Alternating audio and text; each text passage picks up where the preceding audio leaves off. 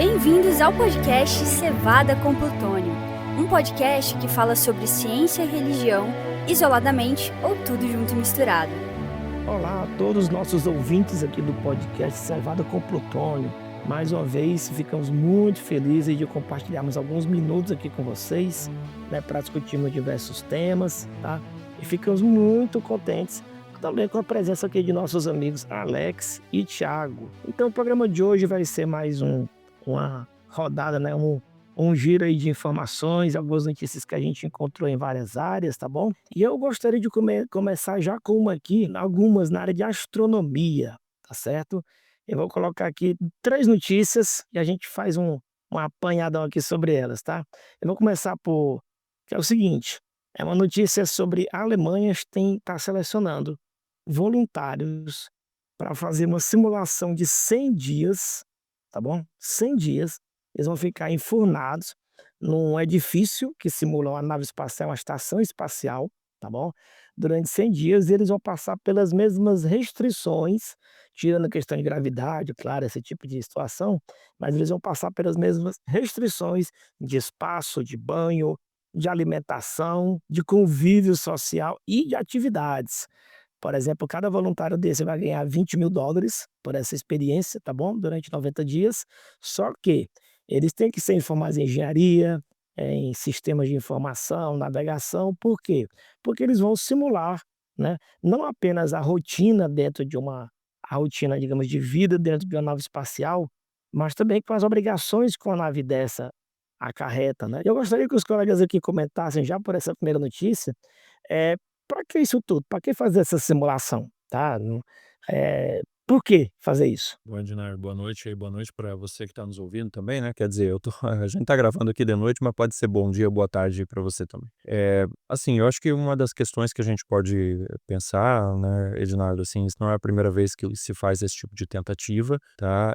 Já se tentou criar ambientes simulados, por exemplo, de uma possível colônia em Marte, né? E assim, os grandes desafios, né, são vários, são muitos e muitos desafios aí para você manter uma tripulação, né, num período muito longo, num ambiente completamente inóspito e completamente hostil à vida. Mas dentre esses ambientes não se deve desprezar de forma alguma o aspecto psicológico, né? Então, assim, social e psicológico.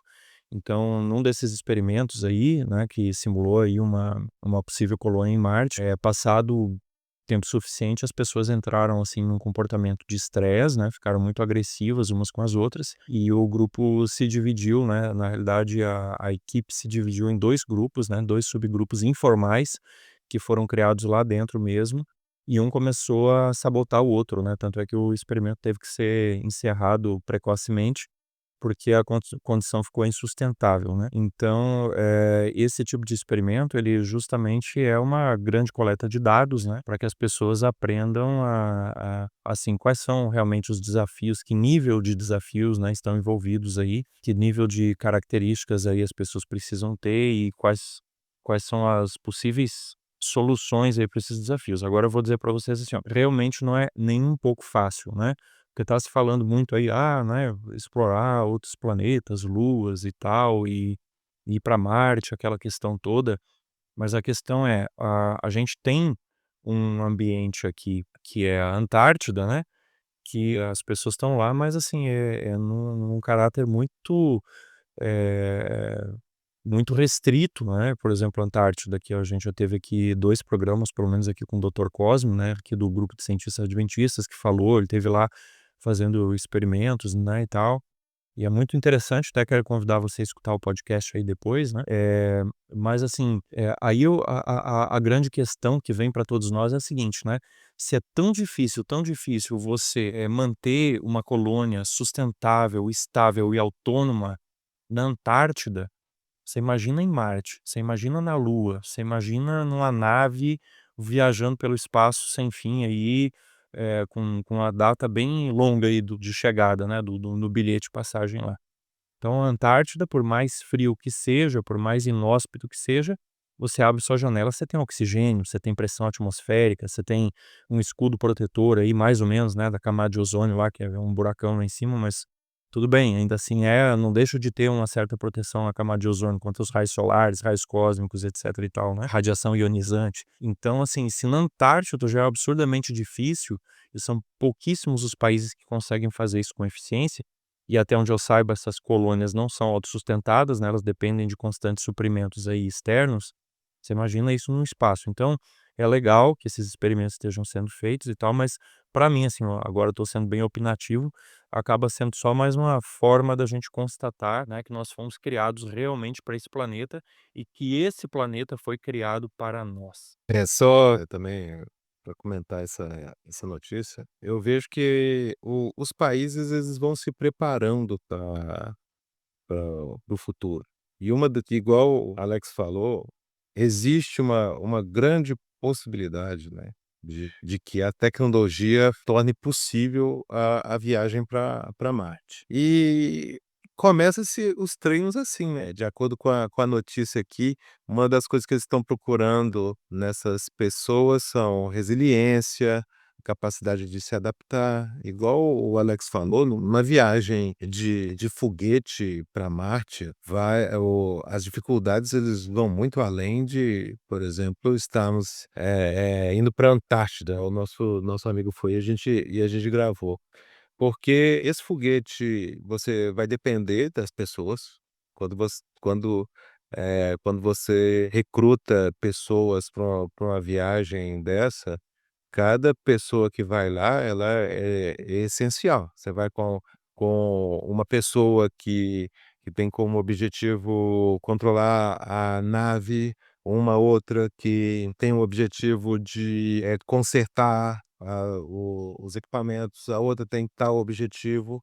E se acontecer alguma coisa com alguma delas, você tem um plano B de uma segunda pessoa para aquela atividade, eles conseguem fazer assim, mas é essencial que eles estejam coesos. E o teste começa assim, eu lembro até que quando começaram esses Big Brother, né, que o pessoal ficava confinado, eu lembro quando fizeram uma reportagem que as pessoas elas estão ali com câmeras e das pessoas que participaram falou que depois você acostuma com o lugar e você esquece das câmeras.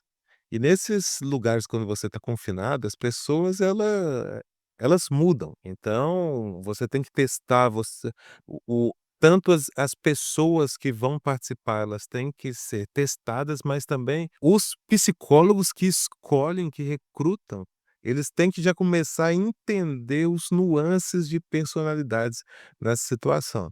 Eu sei que muitas vezes a gente, duvida, né, às vezes a gente quer duvidar que: "Ah não, o ser humano não vai e tal", quantas pessoas ali não há 100 anos atrás, talvez se olhasse para a Lua e falasse assim: "Ah, não, ninguém nunca vai chegar lá", e chegaram. Sei que tem um grupinho, assim, que fala que não chegou, mas chegou sim. E os países têm que sim se programar para isso, porque é uma realidade que, a ideia de ir a Marte, ir à Lua, às vezes até para pegar o hidrogênio 3 é algo que você tem que estar no mínimo preparando e na expectativa e já estudando para não ser pego de surpresa. É interessante que as primeiras missões espaciais, elas usavam especialmente, militares, e boa parte deles eram da marinha, né.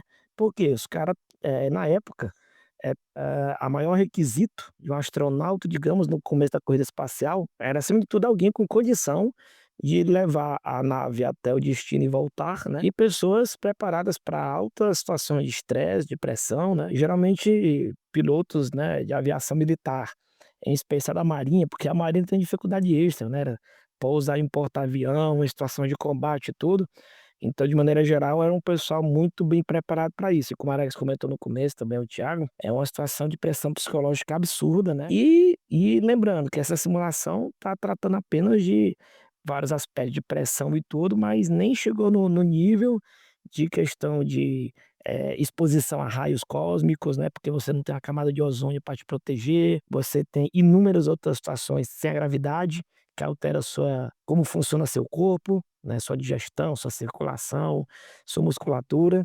E é interessante o seguinte, muita gente fala que pelo menos as primeiras missões que se um dia forem para Marte, outros planetas próximos, é viagem só de ida. Então a turma já sabe que vai, mas não garante que volta, né. Uma segunda notícia aqui também que eu achei bem interessante, essa afeta bem mais proximamente a gente, é o seguinte: houve uma erupção solar nas últimas semanas, tá certo? E essa erupção solar interrompeu durante algum tempo as comunicações de rádio na Austrália e no Sudeste Asiático, tá? Isso aí não é ficção científica, tá? Inclusive, todo o pessoal de meio de comunicação sempre está muito preocupado em monitorar as explosões solares que acontecem lá no nossa estrela, no nosso sistema solar, porque por várias coisas que podem acontecer, né, mas, isso pode afetar as telecomunicações, parte elétrica, né, diversas, coisas na nosso planeta, inclusive aí o Thiago em especial acho que pode falar bastante sobre isso, né, Thiago? Se eu não me engano, o nosso sistema elétrico tem já vários tipos de blindagem, não apenas problemas aqui na Terra, mas também para problemas que possam vir do espaço, não é isso? Sim, existe a questão das proteções para a questão do raio cósmico, mas eles acabam afetando, né, principalmente eu lembro quando a gente gravou que o você lembra o nome, Alex? Tentar até ver aqui se É o clima espacial, né, que foi também com o Dr. Cosme, né, o Cosme temos citado aí, é o mais pedido hoje o Cosme. Mais um programa que ele gravou, foi muito interessante, e até, Thiago, foi uma curiosidade, porque a gente gravou aquele programa, e questão ali de poucos dias depois aconteceu uma das maiores erupções solares aí das últimas décadas, né, coincidiu com o programa que a gente fez aí. Mas é um programa que vale a pena ser escutado sim, tá, você volta lá, o clima espacial e sua influência sobre nós. isso mesmo, tá, foi realmente com o Dr. Cosme. E os raios cósmicos, principalmente além dos sistemas elétricos, Edinato, a gente tem que levar em conta que outros sistemas mais sensíveis são os sistemas eletrônicos, né, que quando a gente fala da elétrica de baixa tensão. Sistemas eletrônicos, sistemas de computadores, eles são os principais impactados por esses raios cósmicos. E hoje, se você pensar que internet, satélite, todas essas comunicações, elas viajam pelo ar, internet via satélite, tudo isso. E os raios cósmicos, eles realmente eles vão afetar diretamente, principalmente esses sistemas de antenas, de satélites. Já os cabeamentos, principalmente de fibra ótica, esses realmente são mais protegidos, mas, hoje, como os sistemas todos são interligados, acaba que a chance de eu lembro que até o Cosme falou isso, um raio cósmico num momento certo, numa intensidade certa, ele pode realmente, às vezes, parar a internet de um continente. O Thiago, só queria fazer um complemento aí. Tem uma pessoa do meu círculo que é engenheiro eletricista, assim, também como você, e trabalhou aí por muitos anos no Ministério de Minas e Energia, né? Ele falou que aqui no Brasil a gente é privilegiado por uma questão geográfica, né? Como o nosso país ele é mais, vamos chamar assim, né? Ele é mais longitudinal do que, né? Do que horizontal, né, eu tô pegando aqui desculpa pelo palavreado simplório, né. O nosso país ele é mais distribuído no sentido norte-sul, as nossas linhas de transmissão, elas também são mais distribuídas no sentido norte-sul, ao contrário dos Estados Unidos. Nos Estados Unidos é um país que as linhas de transmissão elas são, distribuídas no sentido leste-oeste. Então, a Terra ela funciona como um dínamo, né, então ela funciona como se fosse um gigantesco motor elétrico. Então, pelo fato das nossas linhas de transmissão, elas terem a tendência, não todas elas, mas elas têm a tendência, a prevalência de serem norte-sul, acaba induzindo menos, carga nelas do que nas linhas dos Estados Unidos, né. Então, por quê? Porque a tempestade solar, o que que ela faz? Ela acaba pressionando o nosso campo magnético, né, que é o campo que protege a Terra aí, dos ventos solares, de vários, né, outros fenômenos aí espaciais. E cada vez que você mexe no campo magnético da Terra, né, diz as leis aí da física do eletromagnetismo que no magnetismo você induz corrente elétrica e vice-versa, né. Então quando você mexe no campo magnético da Terra, e claro que tem que ser uma coisa muito poderosa para fazer isso, é exemplo do Sol, né, das erupções solares, você induz cargas E essas cargas, então, elas refletem nos circuitos elétricos aqui na Terra, né? Porque a Terra é um ímã gigante, né? Ela tem um gigantesquíssimo ímã aí. E quando você mexe nesse ímã, isso reflete em cargas elétricas aqui na Terra. Então é por isso, tá, que isso é tão perigoso, por isso que isso pode queimar, como o Thiago falou muito bem, pode queimar, causar danos, né, irreversíveis, às vezes, em equipamentos eletrônicos, em equipamentos elétricos também, né? As tensões elétricas aí, dependendo da situação, podem ser de monta aí a desabilitar o sistema de distribuição de energia, né? E aí o Brasil, não é que o Brasil está imune, né, que ele está vacinado, mas assim, a nossa tendência é que a gente tem um pouco menos de probabilidade disso acontecer quando comparado com países como os Estados Unidos. Além disso, né, a gente tem que lembrar que os satélites, eles estão debaixo de uma camada menor, né, de proteção, e satélites hoje que são responsáveis por comunicação e tal, eles estão mais expostos a esse tipo de radiação, né. E outra coisa, né, também a gente tem que lembrar que essas comunicações por rádio, eu não tenho os detalhes aqui do que o Ednardo trouxe, mas essa pressão solar, ela justamente por ela mudar o campo magnético da Terra e as altas camadas da atmosfera, exemplo da ionosfera, tá certo? Você modifica a forma, a ionosfera ela tem uma forma oval, né, justamente por causa do vento solar. Então, e é justamente a ionosfera que ela é reflexiva às ondas de rádio, que permitem que você faça comunicações muito distantes, teoricamente aí com pessoas do outro lado do mundo, através da reflexão das ondas de rádio nessa camada da atmosfera. Então, quando você tem um evento desse maior que altera o formato da ionosfera, você também influencia na capacidade de comunicação de ondas de rádio nessa frequência aí, tá. Mas hoje, assim, na prática, hoje para a nossa sociedade moderna, eu acho que cada vez está em menos uso a ionosfera, né, mas antigamente os rádios analógicos aí na frequência AM, muitas vezes, se utilizavam muito, né, da ionosfera. Eu lembro que quando eu era criança, eu tinha mais ou menos uns 10 anos de idade, o meu pai tinha um carro e ele mandou instalar um rádio, né, e eu lembro que esse rádio era eu tinha muito orgulho desse rádio, ele falava que era o rádio Bosch San Francisco, né, não era o San Francisco 2, era o San Francisco que tinha mais controles do que o San Francisco 2. E aí, tinha uma antena grande, né, de 4, 5 estágios no carro, e quando chegava ali mais ou menos 6 horas da tarde, quando o sol começava a se pôr, a gente, pegava na faixa de ondas médias, a gente pegava rádio em cada língua que você não faz ideia, você mal tocava no dial do rádio, você já sintonizava uma outra estação e, assim, na época a gente era criança, mas reconhecia o pessoal falando japonês, italiano, falando espanhol e tal, né. Então eu imagino, carece, assim, de uma confirmação, né, mas eu imagino que era justamente por causa desse fenômeno da ionosfera, né. Chegava um determinado momento do dia, com a rotação da Terra, a gente atingia um ponto aí com um ângulo diferente em relação à ionosfera e a gente começava a pegar esses reflexos de ondas de rádio, né, que vinham aí de outro lado do mundo. Então era um fenômeno muito interessante isso aí, eu sempre, lembro desses eventos aí que só quem viveu aí nas décadas passadas, né, e pegou essa tecnologia analógica mais antiga e teve o privilégio de desfrutar. Hoje a gente acessa tudo pelo YouTube, pela internet e tal, né, mas aquilo tinha um sabor diferente, né, a gente fazia essas captações aí, de maneira analógica, e isso tudo vinha, né, de fenômenos diretamente ligados ao Sol, né, que produzia essa deformação nessa camada mais alta aí da atmosfera da Terra. E nessas notícias astronômicas, a gente tem a notícia mais pitoresca de um objeto espacial chamado 3I Atlas, né, que já vem no nosso sistema solar, aqui nas proximidades, e isso rolou muitos rumores que ele poderia ser a nave espacial, era um artefato alienígena chegando aqui na nossa região, né, e as pessoas começam naquela de sempre: "Ah, mas isso aí existe um grande segredo que as pessoas estão escondendo", né.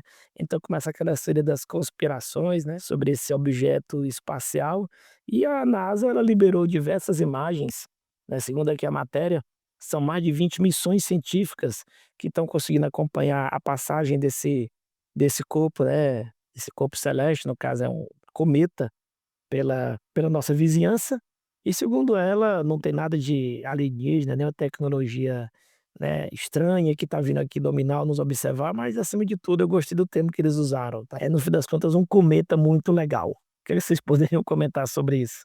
É claro que a NASA vai negar, né, Ednardo? É claro que a NASA não vai admitir que é uma nave espacial. Tô brincando, tá, gente? Senão daqui a pouco vão achar que eu sou conspiracionista aí também. Mas assim, é porque o que que acontece, sabe, Ednardo? Você tá falando e eu tava pensando aqui, a conspiração sempre vem primeiro, né? Então, assim, tipo, eu parto do pressuposto, estão conspirando. E agora? Agora eu vou em busca de provas dessa conspiração, né? Então, uma hora vai ser a vacina, outra hora vai ser o chip Mondex, outra hora vai ser o cometa, né? O objeto 3I Atlas, aquele outro que já teve, passou aí também parecido com esse, o Oumuamua, né? Que era um charutão, e aí até aquele foi sinistro, né? Porque alguns cientistas, pesquisas sérias, inclusive, falaram que pareceu que ele estava acelerando quando ele passou pela gente, né? Como se ele tivesse um sistema de propulsão.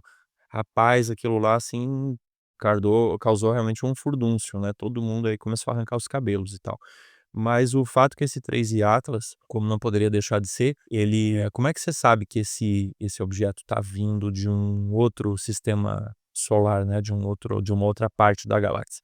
Então, assim, só explicando, né, os cometas que a gente tem aqui, os meteoros e tal, asteroides, eles são todos aqui do nosso sistema solar, né? Eles são do nosso quintal aqui, são do nosso parquinho. Então vem o cometa, por exemplo, o cometa Halley, que talvez seja o mais famoso, né? Ele vem lá dos confins do sistema solar, ele tem uma órbita muito excêntrica, né? Assim, muito oval, né? Muito elíptica, alongada, que leva 70 e tantos anos, 72, 76 anos, né, para completar essa órbita.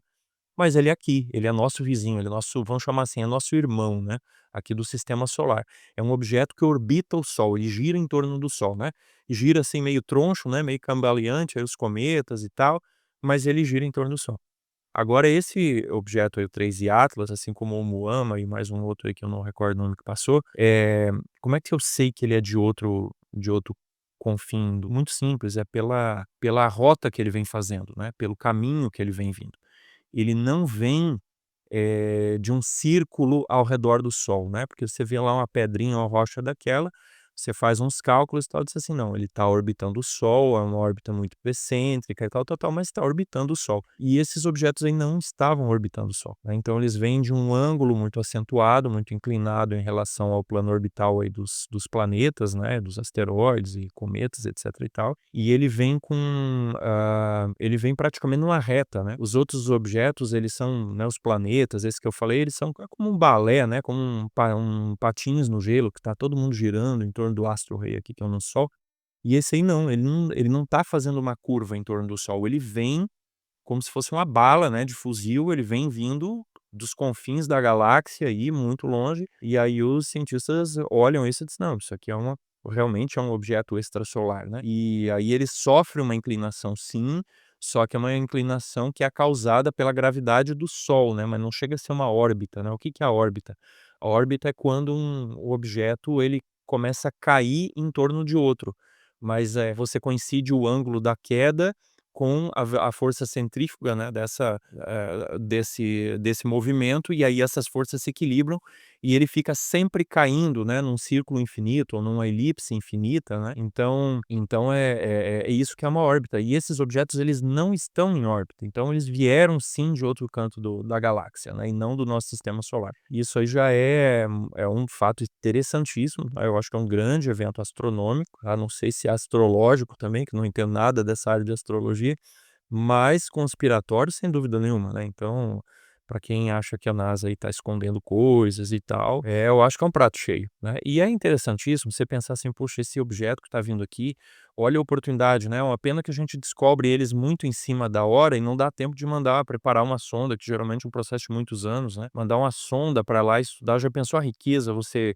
estudar aí uma rocha, um cometa que veio de um outro canto da galáxia que não é o nosso sistema solar, a riqueza científica que seria, né, mas infelizmente não dá para fazer isso, só a distância mesmo. Agora a conspiração é forte, né, aí vai dizer aí que é uma nave alienígena e tal, e como é que a gente sabe que isso aí a gente tem certeza que isso não procede, né? Bom, a Bíblia, né, nós somos aqui cientistas adventistas, então não é feio aqui nesse programa a gente falar sobre a parte espiritual sobre a Bíblia.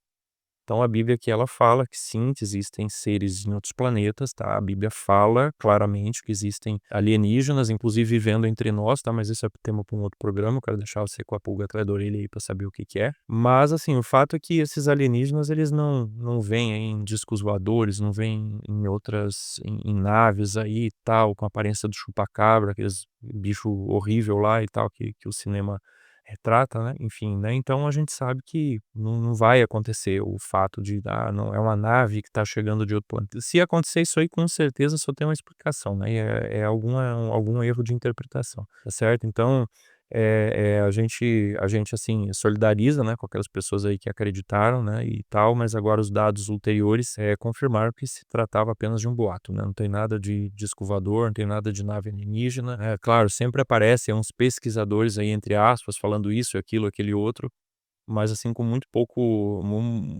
pouca profundidade, né, no que eles falam, e basta alguém que entende um pouquinho realmente de, né, de astrofísica, de astronomia e tal, para desmontar os argumentos aí a favor de uma suposta origem, inteligente, né, desse objeto extraterrestre. O meu comentário ele vai mais na questão da teoria da conspiração, né. A teoria da conspiração ela acaba chamando atenção, porque a minoria, né, acredita em teoria da conspiração, mas quem não acredita em teoria da conspiração não tem motivo para ficar falando sobre aquilo. É como se fosse assim, esse 3I Atlas, ele tem 2 opções, ou ele é um cometa ou é uma nave alienígena. Se ele for um cometa, sua vida continua do jeito que está. Quem acredita que o 3I Atlas é um cometa, ele segue a vida. Quem acre quem acredita que é uma nave alienígena, esse vai querer ficar falando sobre o 3 Atlas. Então, a tendência nisso é de que a maioria das vezes que você vê o comentário sobre o 3 Atlas vai ser de nave alienígena, não que a maioria acredita. E isso realimenta a ideia da teoria da conspiração, porque quem acha que é cometa não vai ficar comentando. Quem acha que é nave vai ficar comentando. Aí quando a NASA não quer comentar, fica parecendo que ela está escondendo. Mas é algo que a gente tem que refletir, e isso para mim é mais uma consequência de que isso são apenas conspirações, é que eu lembro de ter visto uma análise, né, sobre essas questões, e o argumento mais forte para contra a questão de alienígenas, essas coisas, é que depois que todo mundo começou a ter celular com uma câmera boa, todos os chupacabras, os abomináveis homens das neves, todos ali, eles sumiram. Se eles existissem, seria a hora de achar, né. Mas você não viu o ET Bilu, Thiago? Né, mas ele estava bem escondidinho, mas O importante é que vocês busquem o conhecimento. então são essas situações que eu vejo que é complicado, porque ao você falar isso, você alimenta a teoria da conspiração, porque vai falar assim: "Ah não, o Thiago, o Edinardo e Alex também estão querendo esconder alguma coisa, porque eles não estão querendo falar". Então é uma coisa que vai se retroalimentando e de tempos em tempos aparece, e as pessoas começam a ficar felizes, né, porque é aquela sensação de pertencimento, de que faz parte de um grupo que sabe a verdade e tudo isso, mas infelizmente Tiago, eu acho que um dia a gente tem que convidar o professor Alan Novaes, lá do NASP, até se ele estiver escutando a gente, um abraço aí. Ele publicou um artigo algum tempo atrás, e ele discutiu esse artigo, debatemos lá no Projeto Diálogos, lá no grupo de cientistas adventistas, muito interessante sobre a teoria da conspiração, né, sobre conspiracionismo dentro do meio adventista. E foi interessante porque eu achava que o perfil do conspiracionista era um perfil assim determinado, né? E ali ele defende no artigo que não, que o conspiracionista é qualquer pessoa. Todos nós temos potencial para sermos conspiracionistas, né? E eu mesmo já defendi muito a teoria da conspiração, né? Eu já fui muito conspiracionista aí no passado e tal. Tudo bem aí que eu tinha 18, 19 anos, né? E espera-se que quando a gente vai ficando mais velho, a gente começa a abandonar algumas ideias, né? O problema aí é que já tem 40, 50 e mais aí e ainda tá abraçado naquelas teorias da conspiração, né, aquelas coisas aí da adolescência e do início da juventude. Então eu acho que é um tema muito rico, tá, e quem sabe a gente vai fica aí a provocação, né, pra gente fazer um podcast aí falando sobre teoria da conspiração, acho que seria um podcast bem legal, né. Eu acho uma ótima ideia aí. Vamos deixar aí no planejamento. Agora, o último bloco, a gente vai trazer 2 notícias na área de saúde mental, tá. Eu vou começar com a notícia que é mais antiga, já tem algumas décadas, mas foi bem curiosa, que é o seguinte: na época que quando encerrou a Segunda Guerra Mundial, todo mundo sabe que teve o julgamento de Nuremberg, onde a alta cúpula nazista, né, foi presa e foi passar por julgamento. Lembrando sempre que o mundo naquelas décadas passou por estados de exceção continuados, regimes ditatoriais, né, extremistas que levaram à morte milhões de pessoas, assim, foi um período terrível. Precisava de algum tipo de julgamento, né, não era mais uma guerra das típicas que aconteceu como na Primeira Guerra Mundial, ou as guerras do fim do século XIX, século XVIII para trás, onde no fim das contas, entendia-se que era uma guerra entre estados e ao fim delas, cada um lambia suas feridas, fazia compensação e por aí vai. Entendeu-se que a Segunda Guerra Mundial trouxe, especialmente a Alemanha nazista, né, e também no Japão também, tá, mas nesse caso aqui específico da notícia, a Alemanha nazista, ela realmente trouxe conteúdos, digamos, um tanto inéditos em relação a guerras anteriores, né. Você teve perseguição aos judeus, a ciganos, a homossexuais, teve, crimes de guerra de tudo quanto é tipo, para tudo quanto é lado, uma produção industrial militar, realmente houve extermínios em proporções realmente absurdas que só uma nação industrial e tão rigorosa poderia cometer. E a alta cúpula aliada entendeu que precisava haver punição para essas pessoas, mas, por questões diversas, entendia-se que tinha que haver uma legitimidade, né.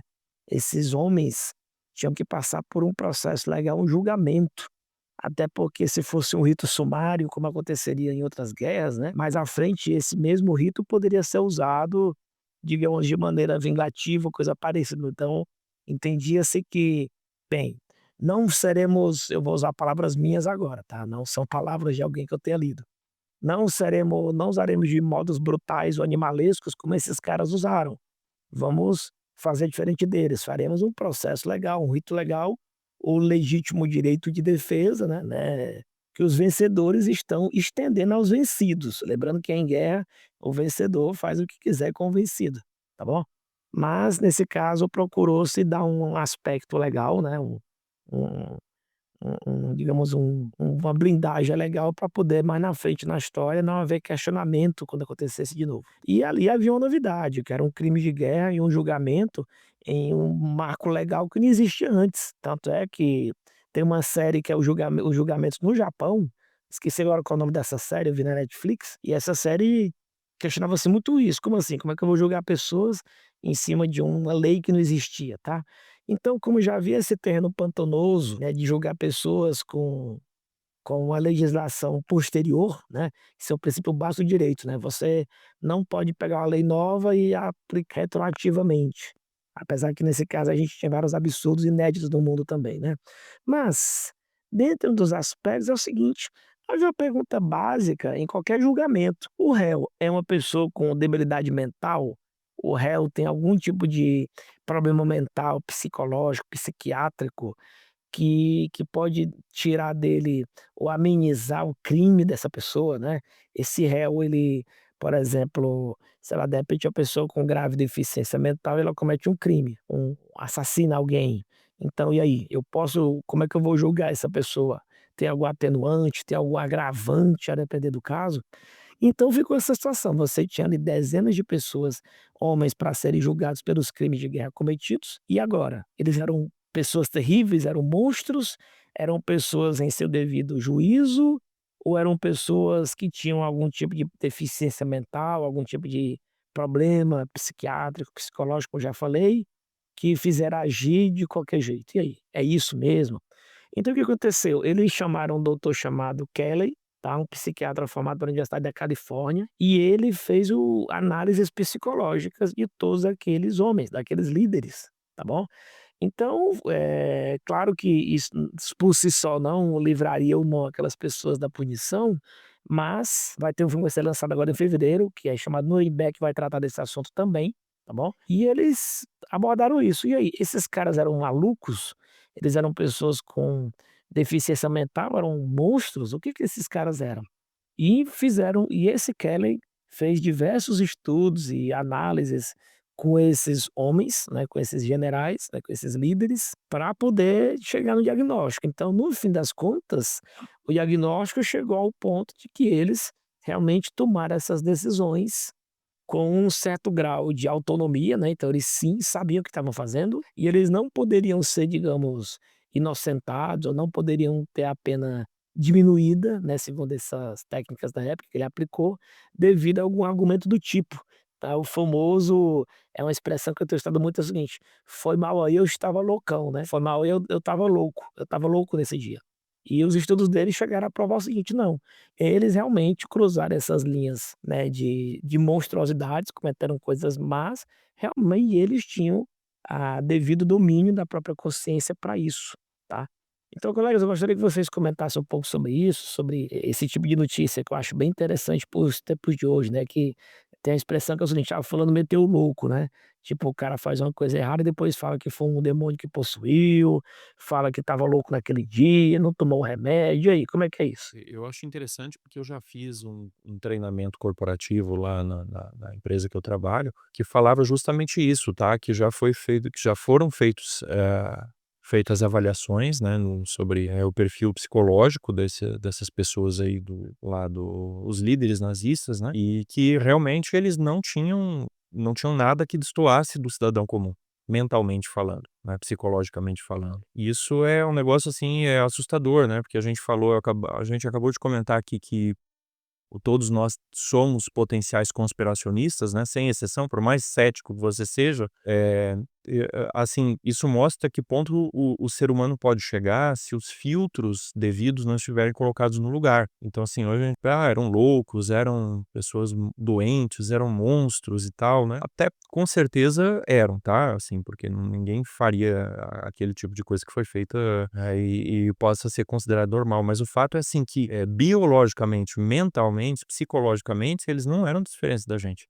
Então qualquer um de nós, e isso é uma preocupação, um sinal de alerta, é uma preocupação para cada um de nós, qualquer um de nós pode, eventualmente dadas as devidas circunstâncias, mediante decisões pessoais, né, seguir pelo mesmo caminho, isso é de cair o queixo. Então, eu acho que isso vai muito naquilo que a gente conhece por pecado também, né, que é, digamos, a teologia da graça e da salvação. O pecado é sempre uma escolha, né, então, assim, se a pessoa é obrigada a fazer uma coisa, aquilo não pode ser pecado, porque ela não foi uma decisão moral livre. Então o que eu acho que tem que ficar ressaltado para todos nós aqui, é que sim, esses crimes bárbaros, né, não só crimes de guerra, mas crimes contra a humanidade, né, eles foram crimes frutos de decisões morais livres e responsáveis. Então sim, aqueles homens e mulheres foram responsáveis pelo que eles fizeram, né. E eu lembro de alguns outros treinamentos também que eu fiz no âmbito corporativo, né, e eu gostei de alguns, assim, muito especialmente aqui, na área de filosofia, cursos aí dados, pelo professor Cláudio de Barros Filho, e o Mário Sérgio Cortella também, tá. Eu sei que alguns vão dizer: "Não, mas não é acadêmico e tal", eles são sim doutores, né, são professores aí em universidades renomadas, né, mas eu não tô querendo ir, assim, para o caminho do academicismo, mas o que eles trouxeram foi algo muito interessante, né, porque você pode dizer assim, citaram inclusive o exemplo dos nazistas, né, pode dizer assim: "Ah, não, eu estava seguindo ordens", tá, tudo bem, você estava seguindo ordens, mas é seu dever moral julgar as ordens que você recebe de acordo com a ética, né, de acordo com os princípios éticos. Né.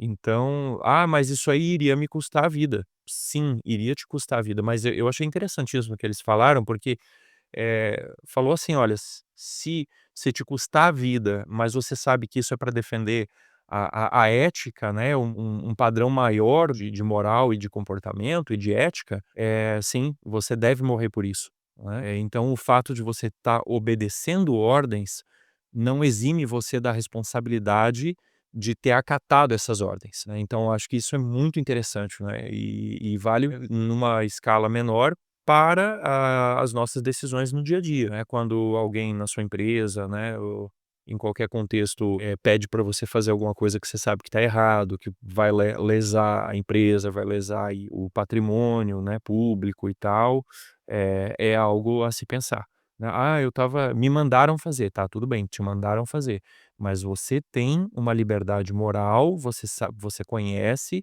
os princípios e é seu dever obedecer à sua consciência aquilo que você sabe que é o conceito, né, daquilo que é o bem para a sociedade, para si mesmo, para os outros, né. Então é algo realmente para a gente refletir, né. Nada, e Alex, é algo que às vezes é até pesado, né, porque quando saem essas questões de laudos psiquiátricos, parece que até o nosso inconsciente quer acreditar que essas pessoas têm algum problema psiquiátrico, porque é mais aceitável entender isso de uma pessoa, sei lá, que tem algum problema, algum desvio, alguma coisa. Mas eu acho que fica pesado, e até nisso que o Alex falou, que reforça muito esse cuidado que a gente tem, é que Hitler, né, Hitler e todas aquelas pessoas, Hitler não foi o que foi por ser diferente ou por ter algum transtorno. Ele era uma pessoa má, e com isso, pode haver pessoas tão más quanto ele, ou até mesmo piores. Trazendo um pouco dessa questão bíblica, a gente pode perceber que na vida nossa de decisões, tanto que, já vi vários autores falando, né, que as pessoas vão envelhecendo, e o abismo entre as pessoas boas e más, ele vai ampliando, porque a cada decisão que você vai tomando, você vai abrindo um pacote de aceitação. Então Hitler, ele não se transformou naquilo que ele foi do dia para a noite, mas às vezes alimentando alguns preconceitos, algumas teorias, muitas das vezes teorias que é muito comum, né, a gente gostar de abraçar teorias que nos afagam ou então que nos torna alguém especial. "Ah não, você vem de um grupo seleto, você é uma pessoa especial, você não pode sofrer isso porque você é melhor do que os outros", e aí as pessoas vão alimentando isso, e nós devemos ter muito cuidado, porque esses laudos, igual essa reportagem que o Ednardo trouxe aqui, ele simplesmente mostra de que tomando as decisões erradas, eu e você que está nos escutando, podemos nos transformar em pessoas até piores do que elas. Por isso que a gente tem que ter um cuidado de saber o que nós estamos fazendo da nossa vida. Eu gostaria de acrescentar,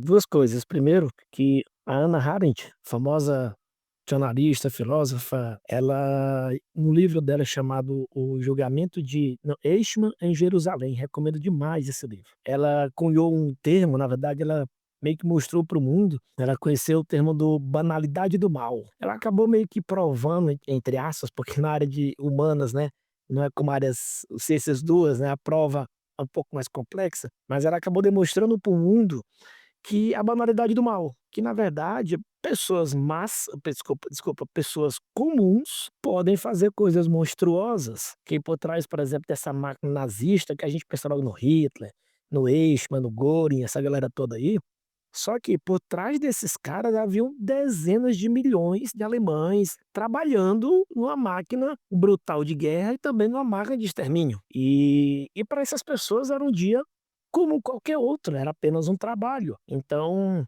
e ela chamou muita atenção disso, inclusive ela na época foi muito criticada, porque ela apontou o dedo para todo mundo, inclusive até para judeus, para outros países europeus, para Alemanha. Então ela mostrou que na verdade, direta ou indiretamente, milhões de pessoas participaram das atrocidades da Segunda Guerra Mundial, apenas fazendo o que seria o seu dever, né, apenas fiz o que me mandaram, né. E um dado complementar é o seguinte, já se entrevistou centenas de guardas das nazistas de campos de concentração e campos de extermínio, e assim, não foi encontrado caso de nenhum soldado que foi obrigado a servir nos campos de extermínio. Tudo bem, talvez o cara fosse transferido para a frente russa, talvez ele fosse transferido para um campo de batalha mais complicado, mas não há notícia relatada de algum soldado ou funcionário que tenha sido obrigado a servir nos campos de concentração, campo de extermínio. Em última instância, os caras ficaram lá para escapar de um lugar pior ou a título de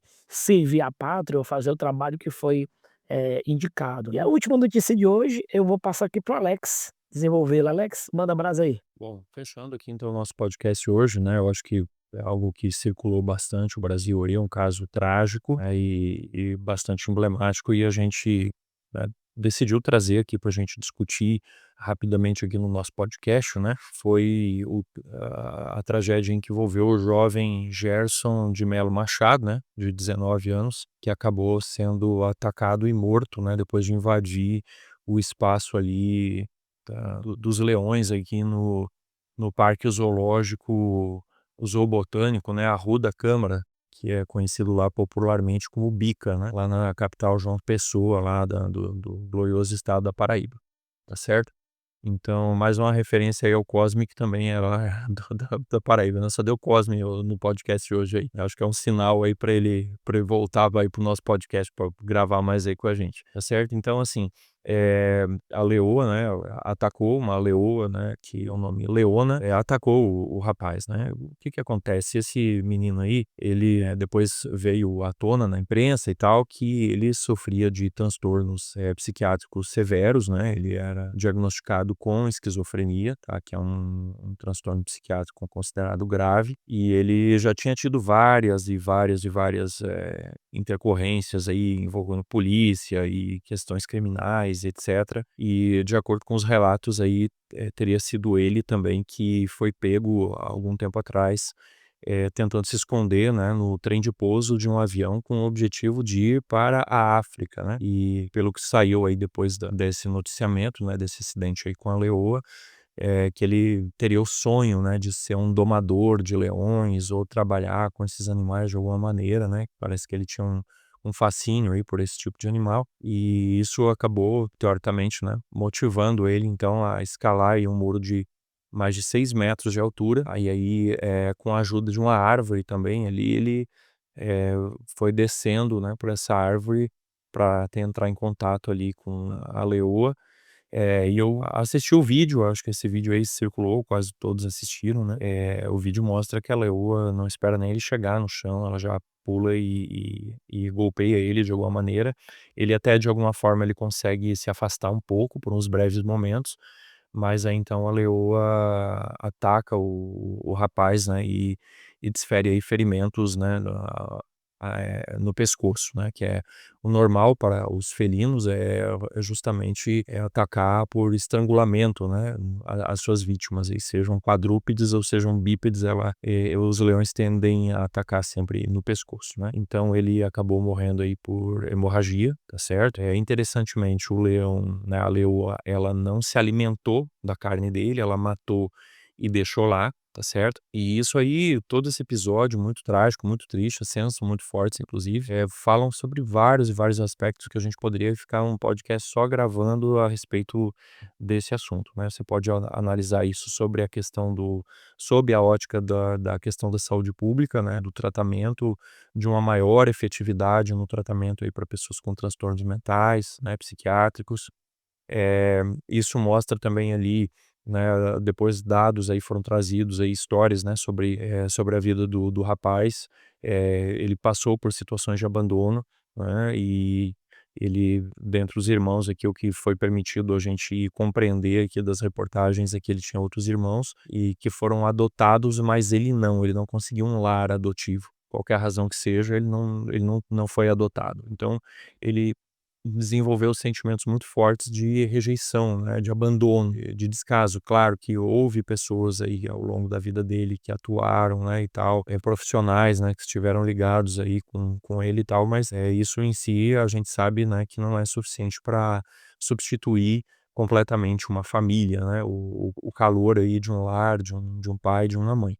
tá certo? Então, realmente é algo que nos faz pensar, né, haja vista a Bíblia aí trabalhar muito a questão, né, de Isaías 58, por exemplo, um dos textos mais famosos, né, de falar da verdadeira religião, que é nós cuidarmos das viúvas e dos órfãos, né, e eu confesso que isso não é nada fácil, mas, aí a gente sabe também que tinha uma outra questão ali da mãe dele, né, que também foi diagnosticada com transtornos mentais, né, se eu não estou enganado também com esquizofrenia. Esquizofrenia inclusive, né, é uma doença, é uma condição mental que tem múltiplas causas, não é algo que se diagnostica com facilidade, tá certo? E ela tem um componente genético, né, então se você tem um parente em primeiro grau com esquizofrenia, a sua o seu risco aumenta, não é um determinante, mas aumenta o risco, né. Então ele já tinha esse precedente aí na família, isso aí aliado a uma vida muito difícil, uma vida de pouco contato efetivamente familiar, né, e muito abandono, acabou levando o jovem pelo caminho dos delitos, né, de alguns crimes, assim, mais leves, mas ainda assim, crimes, né. E, enfim, né, circularam muitos vídeos aí mostrando ele enfrentando a polícia, aquela questão toda, mas você vê pela própria conversa dele que é uma pessoa que não articulava bem aí os raciocínios, né. Ao contrário lá do pessoal de Nuremberg, que a gente acabou de comentar, ele sim, efetivamente, ele tinha, questões aí maiores, né, ligadas aí na sua capacidade de fazer julgamentos, né, julgamentos, razoáveis, né, e esses julgamentos aí levaram ele então, né, esses maus julgamentos levaram ele a tentar se esconder no trem de pouso, e aí por fim, né, a achar que ele de alguma forma ele poderia ter um contato produtivo e positivo, né, com a leoa.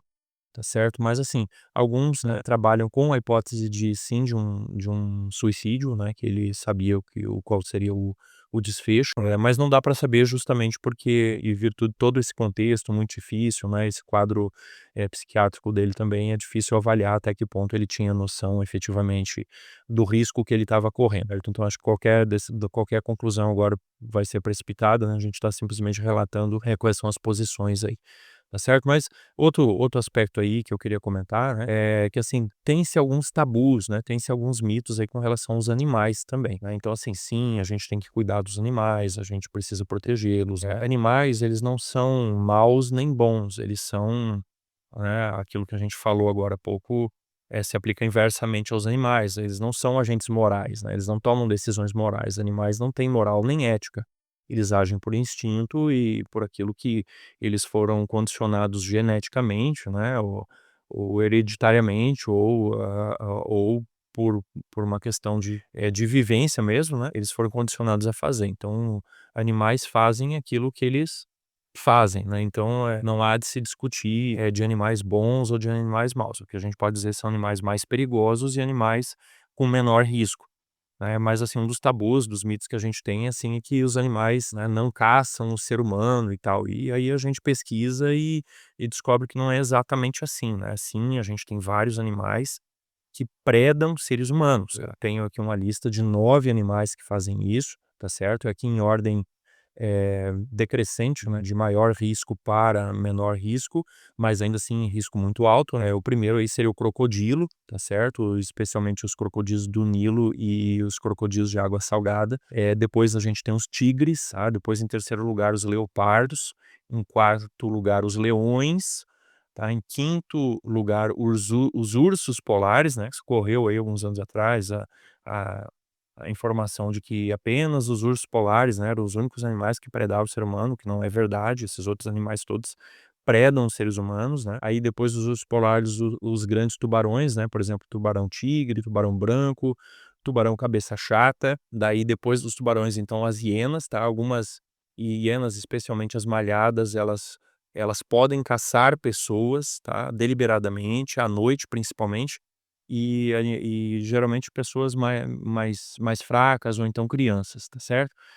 Depois das hienas, tem 2 animais aqui que os ataques são muito raros, mas acontecem, né, inclusive nós tivemos um caso aqui recente no Brasil, não muito tempo atrás, de uma onça pintada, né, que atacou um ser humano e realmente, isso pode acontecer, embora seja raro.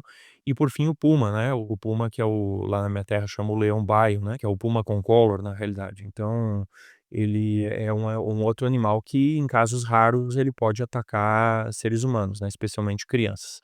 Então, assim, sim, esses animais, né, outros também eventualmente, mas esses aqui são destacadamente aqueles que têm um comportamento que pode ser predatório, tá? A maior parte das vezes, o caso da leoa, assim, é interessante porque ela não se alimentou do rapaz, então ela estava bem alimentada no zoológico, o zoológico fez questão de declarar que estava cumprindo, as normas legais aí, né, de segurança, né, estava cumprindo aí com estava em compliance com as questões de segurança, aí que, enfim, né, aquele episódio ali é uma situação inusitada, ninguém imaginou que alguém que gostaria, né, de tão prontamente entrar em contato direto com um animal desse porte, né, desse nível de periculosidade, mas, o fato é que esses animais sim, eles podem, dependendo da situação, predar o ser humano, e os leões, eles têm uma característica de que eles são muito territorialistas, né, assim como os cães, por exemplo. Mas os leões, eles podem ser territorialistas, eles podem entender que a presença de um ser humano no seu território é uma ameaça, e eles podem matar ou atacar, né, para se defender ou para defender o seu território, né, porque eles entendem que a presença de uma pessoa ali é uma ameaça para a segurança deles, às vezes da prole, né, e por aí vai, né. Então, assim, é algo que a gente precisa pensar, né, existem sim animais aí que caçam, são especialistas em caçar pessoas, alguns comportamentos, né, que são. Com isso, nós não queremos aí dizer, né, que nós temos que diminuir o nosso cuidado, nossa preocupação, eh os nossos esforços aí para proteger e cuidar dos animais, mas a gente tem que lembrar o seguinte, né, nós vivemos numa natureza de pecado, de acordo com aquilo que a Bíblia fala, né, que está muito distante daquilo que Deus havia criado originalmente, né, em que a selvageria e a lei do mais forte, acaba prevalecendo. Então, é muito importante, sim, a gente admirar, a gente proteger, a gente, esclarecer, de divulgar e cuidar, né, da natureza como mordomos, né, daquilo que Deus nos deu, né, nós somos os mordomos da criação de Deus, nós não somos os donos, não somos os dominadores dessa criação, mas sim somos responsáveis, somos administradores e que vamos prestar contas, né, pela nossa natureza. Mas lembremos sempre que precisamos ter muito respeito com a natureza, né, respeito, né, não nos esqueçamos, de que, esses riscos existem, né, não é à toa aí de que hoje a gente tem esse instinto, né, de defesa e o medo é uma característica desse instinto, né, justamente porque nós não temos chance, né, numa luta aí nem de fuga e nem de ganhar uma luta aí sozinhos e desarmados contra um animal de grande porte aí, né, de um grande felino, por exemplo, né. Então assim, ficam várias reflexões, né, primeiro assim, o nosso cuidado, né, com as pessoas em condição, mental desfavorável, em condição social, familiar muito prejudicada também, e isso nos leva aí a muitas pessoas infelizmente que estão nessa situação. Isso nos leva à questão, assim, de o que poderia ter sido feito diferente, né, o que se deixou de fazer, o que se fez que não deveria ter sido feito, né, e por fim também esse cuidado que nós temos que ter com a natureza, né, sempre de preservar, de cuidar, mas, acima de tudo, respeitar e saber, né, os nossos limites, porque, afinal de contas, né, não estamos mais no jardim do Éden, né, e até que todas as coisas sejam aí finalmente restauradas, a gente precisa, para o nosso próprio bem, lembrar constantemente disso. É interessante, né, e triste demais a notícia, né, toda a situação de abandono, tudo isso que esse rapaz passou, né, então o tu falou é triste porque no primeiro momento, assim, primeiríssimo momento a notícia foi: "Ah, um homem entrou na jaula do leão e foi comido", tá. Eu confesso que eu já pensei que era algum tipo de influência, alguma coisa do gênero e esse meu próprio pensamento, você já vejo como muito absurdo, né, assim, você tem pessoas que, nesse caso desse rapaz, infelizmente ele tinha todos os problemas, né, de cognição, que levou a isso já é terrível. Tá? E a história dele também teve de abandono, violência, então já foi abordado isso muito, depois foi revelado isso, mas o mero fato de eu já achar que poderia ter sido influência já mostra como esse mundo tá maluco também, né, tá triste, é terrível, e o que é que a gente pode fazer por esse rapaz? Obviamente nada agora, né, mas de repente a gente tem que ficar mais atento com todas as outras pessoas que estão em situação semelhante, tá? Ou outras pessoas estão enfrentando seus leões todo dia, e agora a gente precisa também lembrar que há outros leões à solta e outras pessoas precisando muito desse apoio, né. E Edinardo, me permita aqui fazer um parênteses. A gente pega um caso extremo, né, desse rapaz aí que ele, tipo assim, vamos falar dessa forma, parece que deu tudo errado para ele, né, em questão de família, de sociedade, de tudo.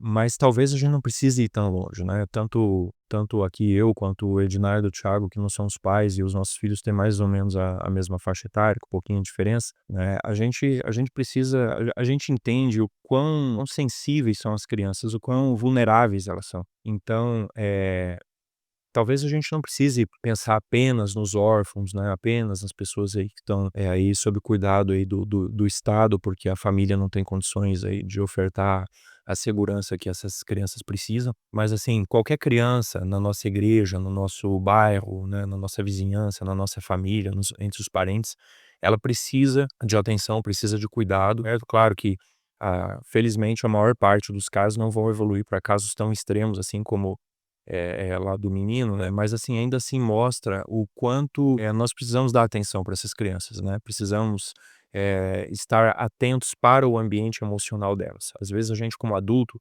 a gente pensa assim: "Ah não, eu é que tenho problema aqui, porque eu tenho um trabalho, tem questão financeira, tem questão de saúde, tem problemas vários da natureza", e os problemas das crianças, aos nossos olhos, eles parecem pequenos, mas para elas são grandes problemas.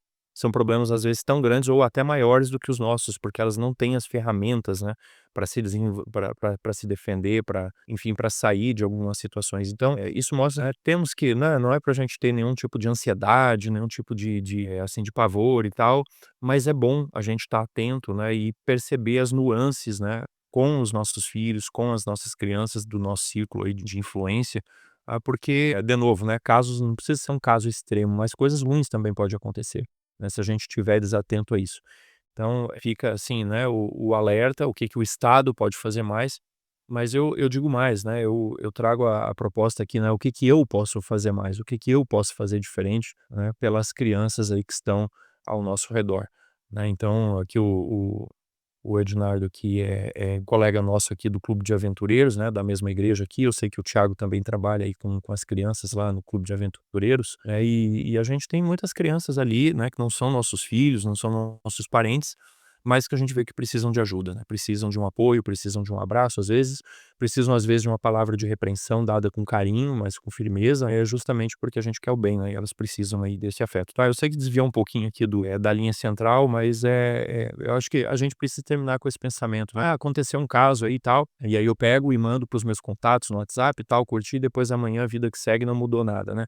Não, eu digo assim, o que que que lições nós tiramos disso? O que que eu posso fazer diferente no meu contexto, né, e colocar isso em prática? Esse caso desse menino, né, desse jovem, a questão do leão, o que eu trago aqui, que eu acho que pode ser uma reflexão para nós, é que quando o Alex perguntou assim: "O que que o Estado pode fazer?", a questão que eu acho que mais afeta a sociedade nessas situações, é que às vezes não, né, é impossível antecipar tudo o que pode acontecer.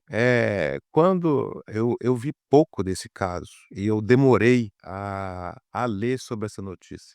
É até uma coisa que eu tô gostando de fazer, sempre quando sai uma notícia eu espero alguns dias para eu ler. Então quando eu li sobre esse caso já estava mais ou menos entendida a história, e quando eu li que era uma pessoa que tinha alguns transtornos e tudo, eu fiquei lembrando dos zoológicos que eu já visitei. E pelo menos o zoológico que eu já visitei, ficou claro para mim que as cercas, os muros, eles eram feitos para que os animais não conseguissem sair, e não que o ser humano tentaria entrar. Então até isso, eu acredito que os próximos projetos de zoológico vão levar em conta essas situações. E eu acredito que até o treinamento dos seguranças de zoológicos, até de outras situações, já vão começar a tentar antecipar essa situação. Eu acredito que como teve filmagem, eu tinha gente olhando, e eu acho que até por isso nunca ter acontecido, ninguém ali, que eu acredito que havia pessoas ali que estavam preocupadas com a pessoa, não pensaram em subir e tentar tirar a pessoa. Então essa que é a dificuldade que eu vejo nós como sociedade, é é a questão de tentar antecipar essas situações. E você falou muito bem, né, que a gente tem o grupo, o clube de aventureiros, né, que trabalha com crianças de 6 a 9 anos, e uma das coisas que a gente é treinado até mesmo pela pela diretoria das associações das igrejas, é de planejar essas situações, porque como você está lidando com criança, você tentar antecipar as coisas que podem acontecer. Então eu acho que esse é um desafio, e eu acho que o principal que nós devemos sair dessa é uma reflexão, é assim, da gente realmente amar o nosso próximo. Acho que quando você ama o seu próximo, você avalia as atitudes dele de uma forma diferente. Então, gente, mais um programa que a gente vai concluindo por hoje, tá? Foram vários temas interessantes. E uma última reflexão que eu vou deixar por agora é que a gente percebe que esse mundo tem inúmeras complexidades, giram todo tipo de informação, todo tipo de notícia, mas a gente vai ter sempre um aspecto humano, né, que a gente tem que ficar muito atento, tá? A gente falou um pouco sobre dificuldades de vida em comunidade, ainda mais em ambientes espartanos, ambientes opressores ou ambientes restritos, como o caso da nave espacial. A gente viu um pouco sobre a questão da visão, né, de um cometa. E aí, é uma nave espacial, é alienígena, é apenas um corpo celeste para ser apreciado? A gente viu um pouco também sobre como a gente é frágil perante a natureza, né? A gente tem uma estrela que está a 8 minutos, mais de 8 minutos de velocidade da luz, né, daqui, quer dizer, são milhões de quilômetros daqui. Entretanto, qualquer tempestadezinha que acontece lá pode interromper nossas comunicações, afeta nossas tecnologias. A gente viu um pouco também aqui sobre essa questão psicológica, sobre pessoas comuns que se tornam monstros, pessoas que infelizmente a vida, né, tirou, a capacidade de decisão. E em todos os aspectos a gente tem a humanidade que precisa reconhecer a Deus. A gente tem que ficar muito atento, porque por trás de cada notícia dessa, por causa de cada subtexto desse, tem um olhar humano sobre o mundo, sobre o que acontece ao redor, e nós como cristãos temos que ter muita atenção para que esse nosso mundo seja visto, a partir desse prisma, né, a partir dessa lente de Deus, porque realmente Ele está aí, Ele está conosco, e que a gente possa cada vez mais, especialmente seja nos espantos, seja na admiração, seja no medo, na alegria, que a gente entenda que se virar na mão de Deus e acompanhar esse filme, que é a vida tão rica, tão complexa, né? Um abraço a todos, então, até o nosso próximo programa. Você já nos segue nas redes sociais? Não? Então siga-nos agora mesmo no Spotify e inscreva-se no nosso canal no YouTube. Assim, você não perde nenhum episódio do nosso podcast, que vai ao ar toda quinta-feira, às 5 horas da tarde. E se você é adventista, aluno ou titulado com mestrado ou doutorado em qualquer área do conhecimento, faça parte do movimento Cientistas Adventistas. Mande um e-mail para cientistasadventistas@gmail.com. Será um prazer ter você conosco. Aviso! O Movimento de Cientistas Adventistas é um ministério de apoio que não possui vínculo jurídico ou administrativo com a organização da Igreja Adventista do Sétimo Dia. O podcast Cevada com Plutônio não fala em nome da Igreja Adventista do Sétimo Dia, suas instituições, ministérios oficiais, obreiros ou colaboradores. Se você gostou deste episódio, assine gratuitamente nosso podcast no Spotify, Amazon, Apple e se inscreva no nosso canal no YouTube. É só procurar por podcast Cevada com Plutônio nos streams de áudio ou Cientistas Adventistas no YouTube, Instagram, Facebook e X. E compartilhe com seus amigos. Assim você nos ajuda a chegar a cada vez mais pessoas.